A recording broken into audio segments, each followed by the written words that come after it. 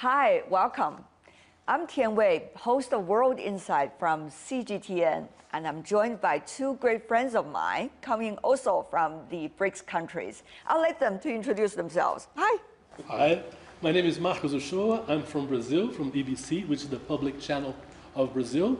And of course, we have another host because he's at home. Yes, this is home for me. I'm Peter Ndoro, and I work in radio with the SABC's Channel Africa, but I also work in television with the BRICS Africa TV. We've just started a new channel specifically focused on BRICS. I'm pretty excited about it. Yeah, absolutely excited. This is like my first trip to Johannesburg, but certainly already very refreshing in terms of my earlier understanding through media reports about Joburg vis-a-vis what I saw today. And this is what I find fascinating, isn't it? How the media generally portrays certain countries, and we have impressions. I had the same experience when I arrived in China the very first time. You have these images that you see through films and so on and so forth, and then when you arrive, it's a whole new world. Indeed. Yeah, Brazil in a way is carnival and football. We are a lot more than that. All these stereotypes portraying of a country. So it's great to be here so we can really talk and meet and really change and exchange more of ideas. Let's talk about the BRICS first of all. We're here. Let's do the job. So it is going to be about a great grand occasion for the BRICS economies, together with many others from the African continent. So Peter, I'm sure he has a lot of thought about this because you're running a show on the issue. So tell me more about what is the expectation of the media here? I think BRICS, more and more the people want to know what it means for them.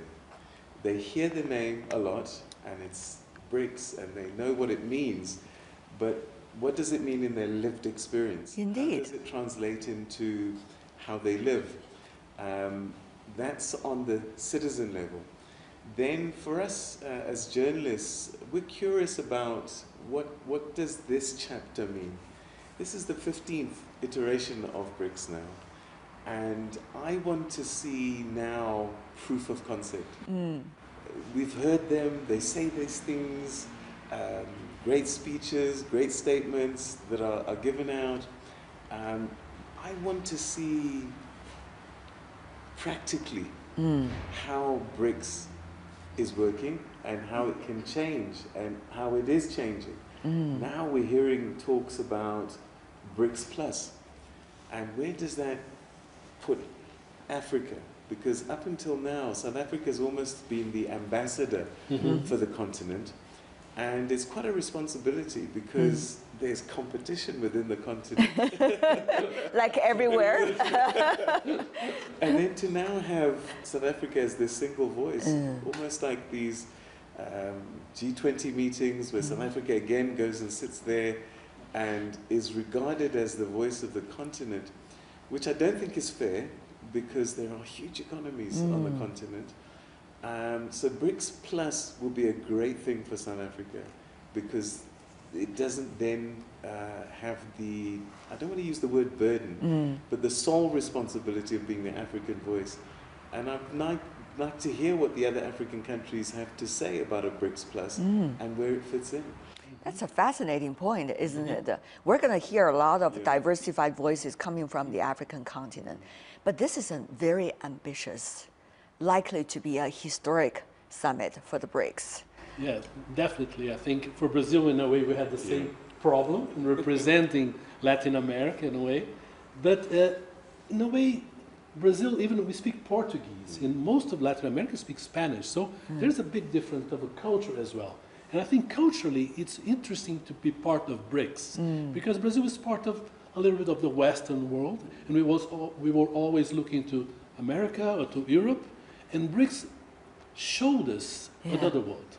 And it's showing a lot more, that we need more of this world, and not only economically, but I think we need to learn more of what's happening in Africa and what's happening in Asia and what's India, what's China, what's South Africa, and many other countries that eventually will come to BRICS as well. So I think it's a great opportunity And President Lula, particularly, I think is very keen on opening up the world and talking more among ourselves. As you were saying, we need to talk directly. And I think that's the focus of Lula is a lot more of this directness between our countries to help each other, not only in terms of the economy. How can we take great advantage of this opportunity that the Global South will be able to speak in a bigger voice and more quality voice? Yeah, I mean, for me, Africa has 54 countries. So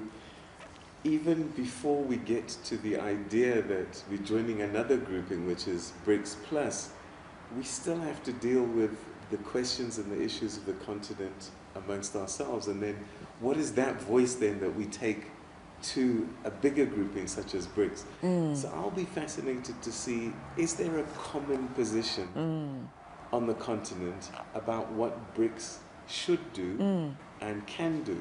Because we deal with Lusophone, Francophone, Anglophone, and then there's the local languages and local cultures, which are very different. So how does BRICS Plus help the continent, and how do we interpret the BRICS Plus going forward? I'll be curious to hear what the African delegates have to say and how they view BRICS actually.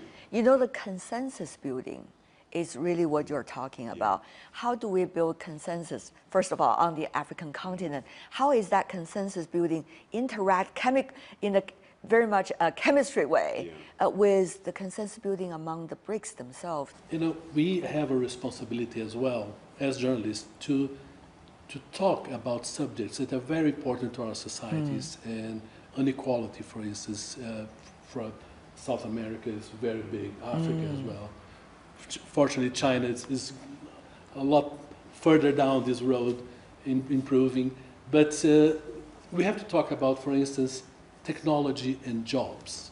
You have a problem with this for young people. We have the same problem. You have the same problem. We have to talk about the environment, climate change. You know, I find, for instance, that now it's an avoidable subject. You know, we had this meeting, this summit for the Amazon countries and the two Congos in Indonesia, countries that have still tropical forests, and we have to do something about it. And I find that the country that has the clout and the power to do it really is China. Because, you know, what you did in the past decades was so quick to change the lives of so many people. And we need a power that can say, we have to stop and we have to change and we have to do it quickly. And I don't see America can do this. The American government is too tied with business interests.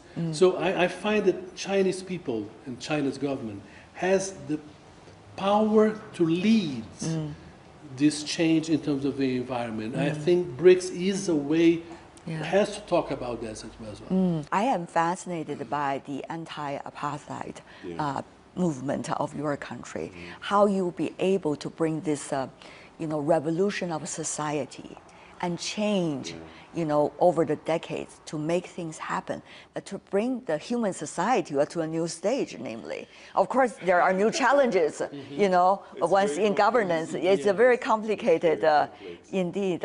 And also about Brazil, you will see President Lula and his administration very ambitious in not only your own domestic policy, but also in, let's just say, about developing economies, emerging economy, including on the BRICS platform. But how that will be interacting with the domestic agenda of your country. This is, as a journalist coming from China, I'm absolutely fascinated about. Yeah, we have a problem, I think, because technology is changing so fast that the gap between us, and in a way China and developed countries, is becoming wider and wider. And so we are becoming a commodities economy. And this is very bad.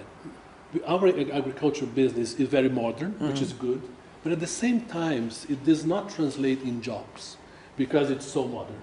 So this trend, if it continues, is a disaster for society. We have really this green economy that we talk about, this new system that we want to build, has to create a better life for our people.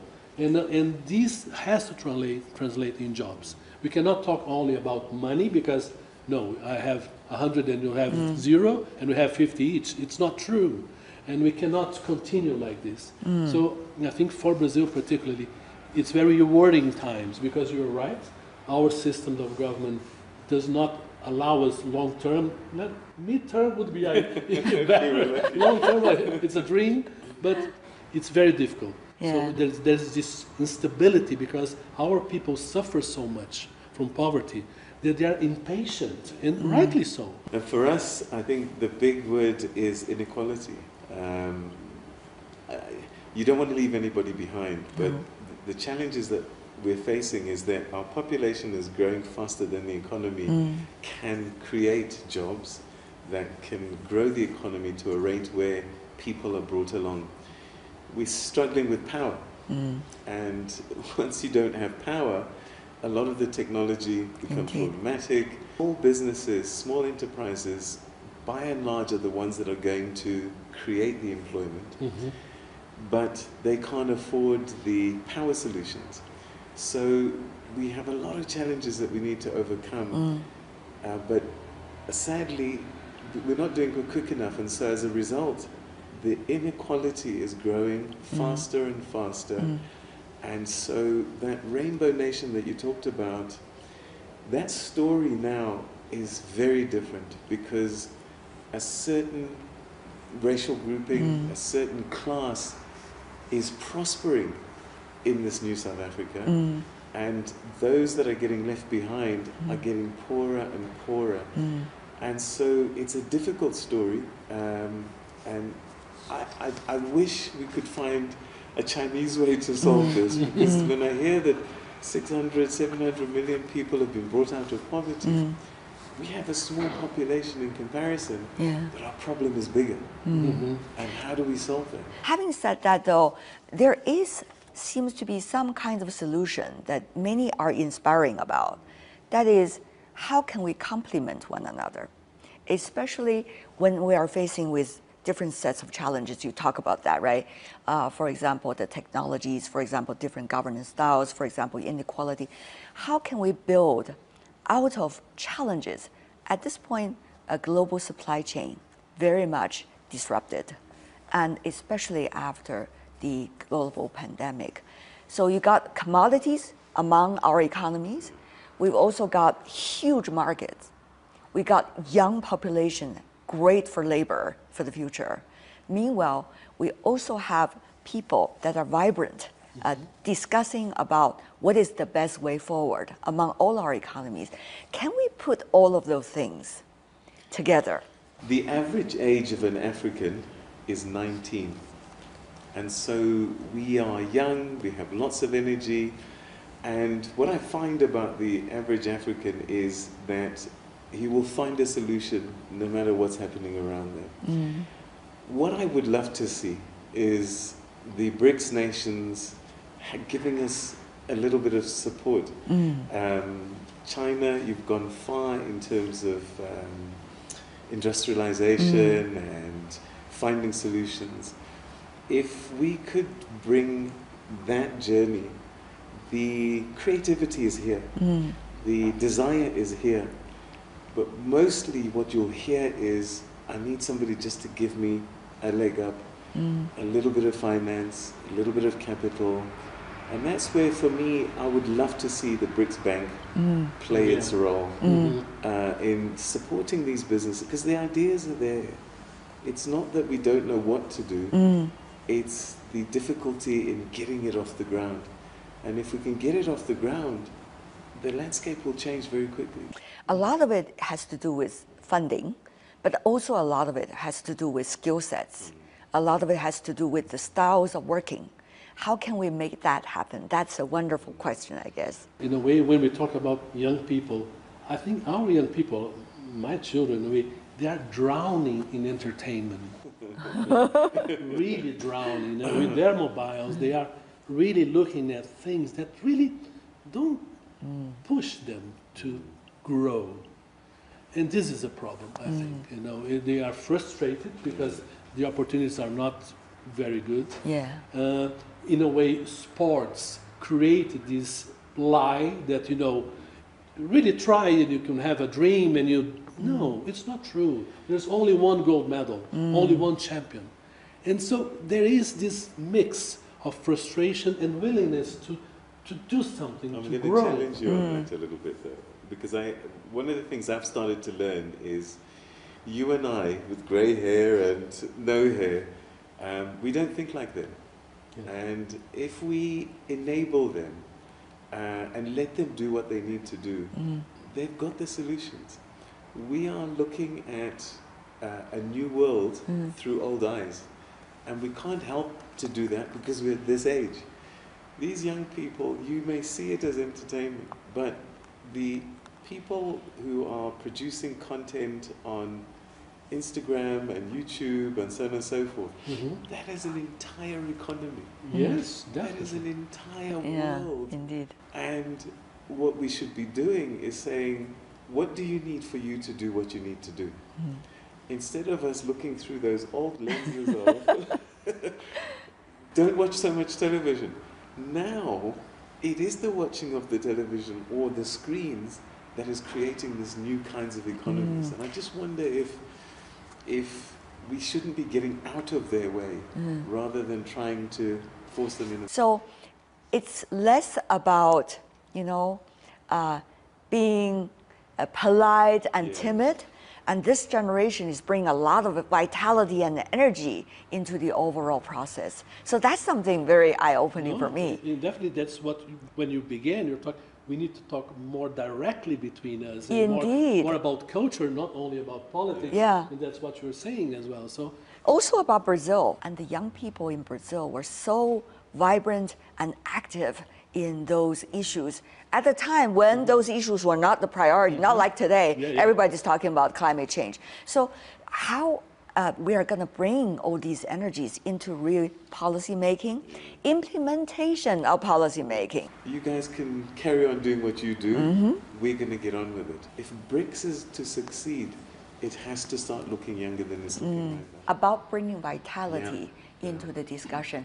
We're not saying the politicians are not without vitality, but rather how can we bring in more consensus, even among our societies, into the high-end top discussions going on at the leaders' meeting. I guess that's some of the things these mechanisms need to work out. yeah, people need to participate more. Yeah.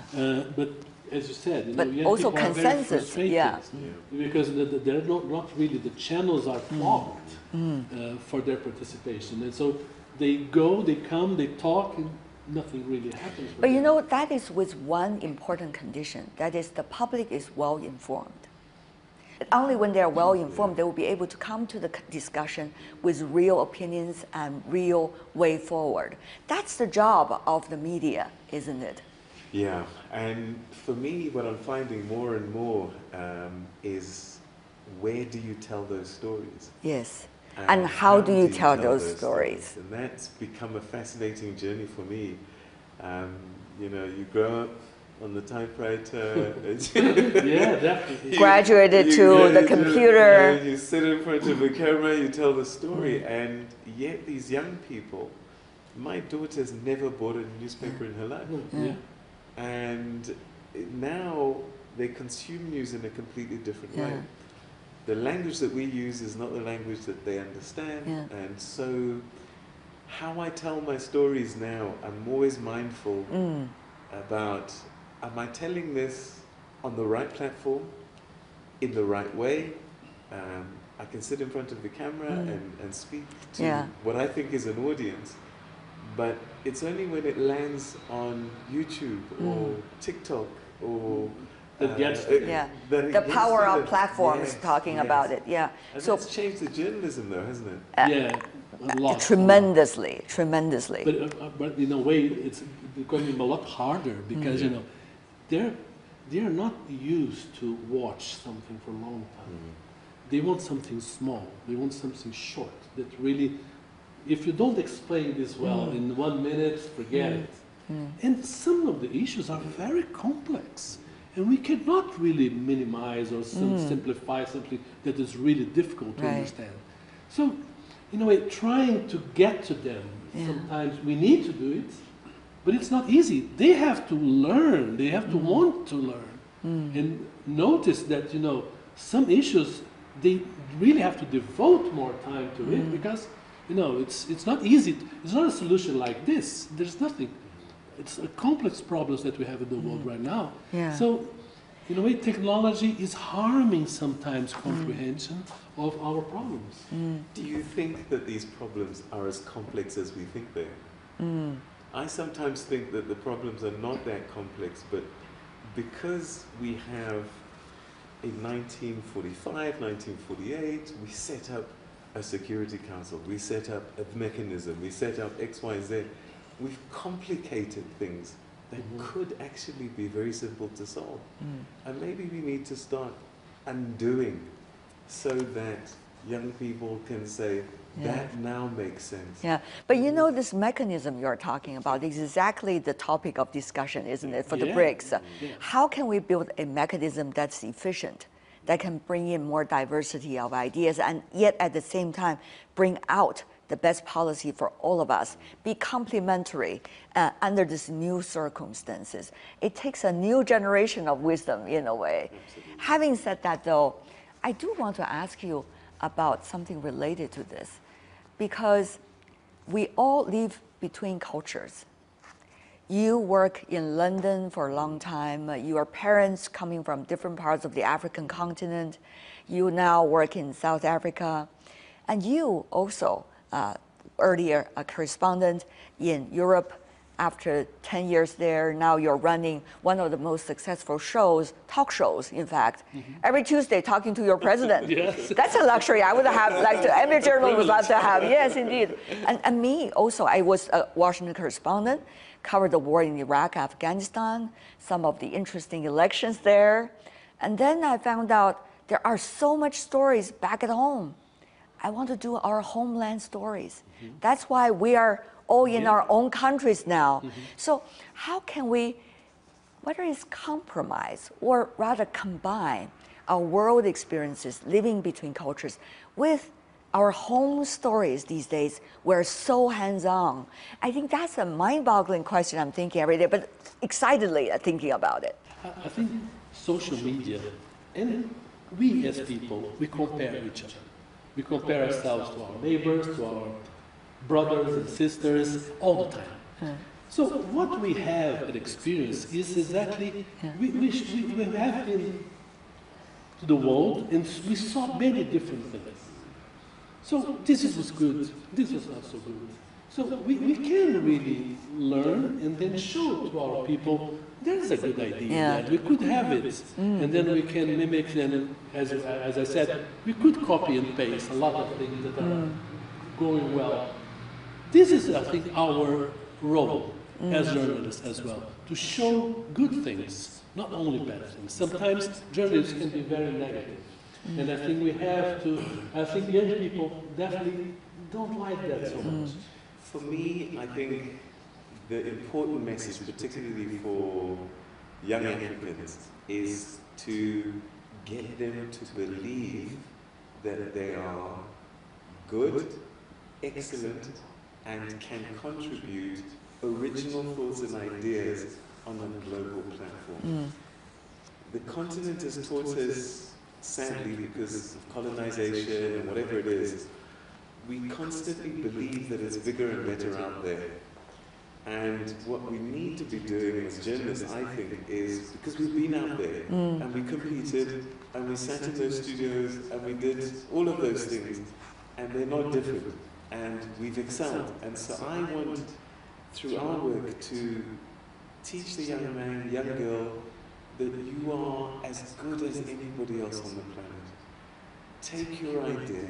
Be proud. Be proud, and don't look to the West. Don't look and say, oh, I have to make it in America. No, you can make it here. America will catch up with you, not the other way around. And I just want to give through our work, a sense of self-belief and confidence. You don't have to go to America, you don't have to go to London. You can do amazing things from here, because a lot of what you're doing they're going to copy. Right. They're going to try and follow us if we believe in our project. Come to think about it, the stories that we are reading over the past decades, many of those stories are coming from, quote unquote, the West. I hate to use that general term, but that's how things worked then. Yeah, immediately. Yet now, there are so much diversities in our world. For example, from South Africa, this is an eye-opening process for me, only being here for 48 hours. Also, when I covered the climate change conference in Rio, only 3 days, but it's making me a very different person when it comes to Brazilian stories. So the thing is, how can we be inspiring for one another? How can we be each other's sources? How can we bring our stories closer to your home and make sure that the public could trust? I think that's pretty much a test for all of us, in a way, Marcos. Yeah, it's a challenge really to have BRICS because we have such a different cultures. Indeed, but that's the fascinating, exactly. It's fascinating because we really can see something that we could never see being stuck with our sides. So I think believe that BRICS, one of the best part of BRICS is really this opening our eyes to different ways of thinking and different opportunities. I would love for us to share more content. I would love to see more Brazilian programming on my screens at home. I would love to see more Chinese books translated into English in my libraries, and then we can start to get an understanding. Actually, do you know what? We're not that different. No! Our languages may be different, but our hopes, ambitions, desires are the same. And once we get to that point, it's much easier and much quicker to start to do things together. Because we just want to be happy. We just want to have a job. We just want to be secure. Family, friends. All the same.